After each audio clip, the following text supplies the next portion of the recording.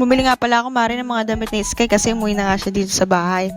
Bumili nga pala kami sa Shopee ng cabinet para meron siya lalagyan ng gamit niya.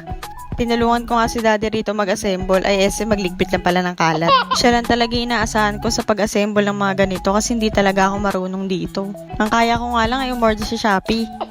Siyempre ako na nga nag-order, ako pa mag-assemble. Charis.